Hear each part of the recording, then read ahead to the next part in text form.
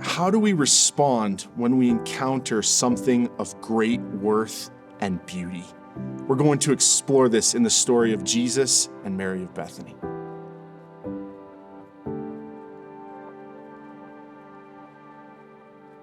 Have you ever seen something or someone in a specific moment of time that your heart felt like it was going to burst, and there was something that you had to do? You had to express the feeling that you were feeling inside.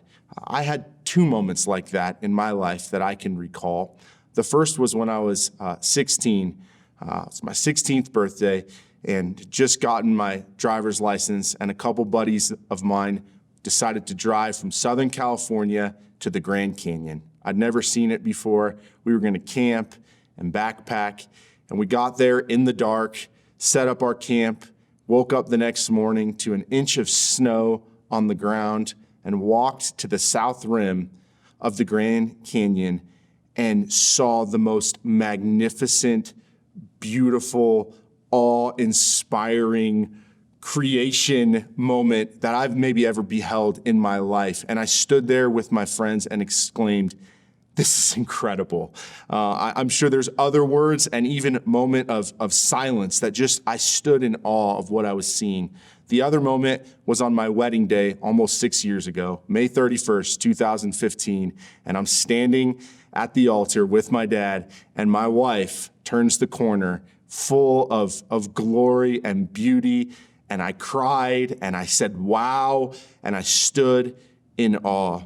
There are moments in our life that we have to respond. Something in us must exclaim and make action, take action on what we are seeing. It's too beautiful, too good to be dead on the inside. When we look at the story of Mary of Bethany, we see a moment like this. But it wasn't just about a beautiful woman.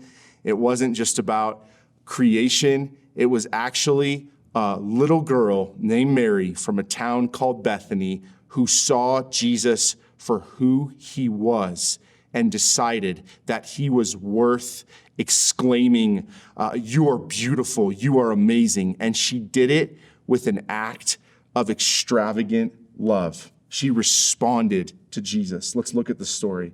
It says, Jesus, therefore, 6 days before the Passover, came to Bethany where Lazarus was, whom Jesus had raised from the dead. So they made him a supper there, and Martha was serving, but Lazarus was one of those reclining at the table with him. Mary then took a pound of very costly perfume of pure nard and anointed the feet of Jesus and wiped his feet with her hair, and the house was filled with the fragrance of the perfume. But Judas Iscariot, one of the disciples who was intending to betray him, said, "Why was this perfume not sold for 300 denarii and given to poor people?" And now he said this not because he was concerned about the poor, but because he was a thief. And as he had the money box, he used to pilfer what was put into it. Therefore, Jesus said, "Let her alone, that she may keep it for the day of my burial. For you always have the poor with you, but you do not always have me." We are brought into an incredible story, an incredible moment of history where Mary is looking at Jesus, and she has had the eyes to see and the ears to hear, to discern that this man who has become a friend, a dear friend to her, who recently just raised her brother Lazarus from the dead. I mean, this is an epic story. Jesus is having a meal with a guy who just a few weeks ago was dead.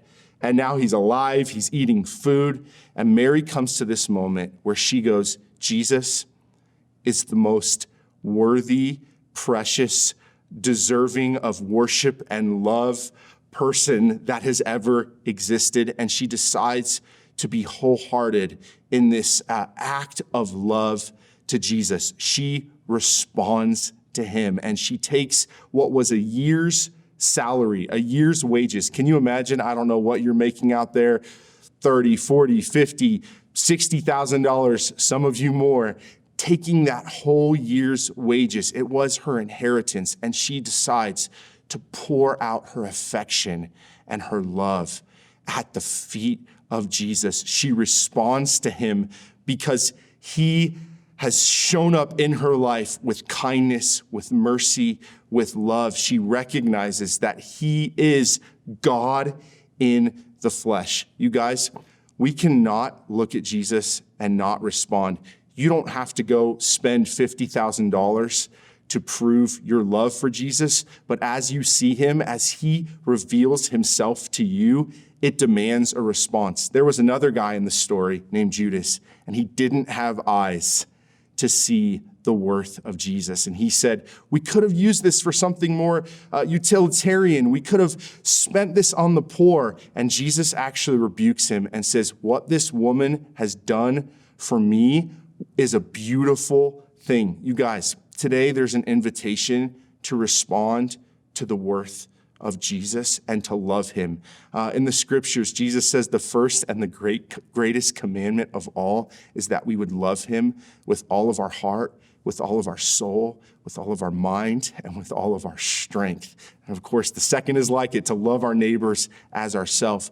But Mary, in this moment of time, saw his beauty, saw his worth, and decided to lavish her love and her worship on Jesus. You might feel like you don't have much to give, but when you come to Jesus today and you acknowledge his worth and his beauty, and you say, Jesus, you first loved me.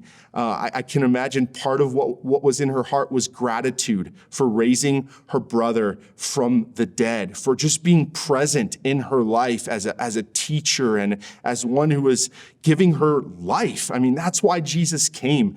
Could we respond today to the fact that he has given us life?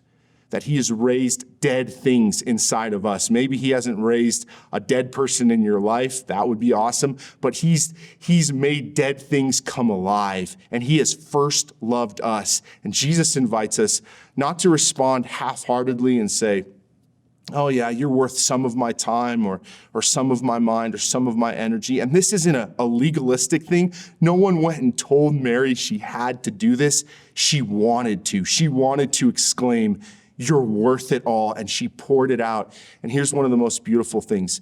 Jesus carried the fragrance of a human person, of someone's love to the cross. He smelled like that anointing from Mary all the way to the cross. And you know what, today, when you lavish your love on Jesus, when you pause right where you're at and you just say, Jesus, I love you. I want to obey you. I'm not there yet. He knows, he understands, but he receives your love. And he says your act of love, of worship, your whisper of I love you, your singing in your car on the way to work, just pouring out your love on him, your obedience to him as an act of love. He looks at you and he says, I validate that. Your love is meaningful to me. And this story has been told for generations now. Wherever the gospel has been preached, Jesus said, this story will be told. And today, you can add to Mary's story. You can lavish your love on Jesus. You can respond, for God so loved us. He loved us first. That is why we love him. We obey him. We live for him. I challenge you today to see Jesus, to behold his beauty, to know his worth, and to respond wholeheartedly to him. You shall love the Lord your God with all of your heart, soul, mind, and strength. Do it today. Give him your everything.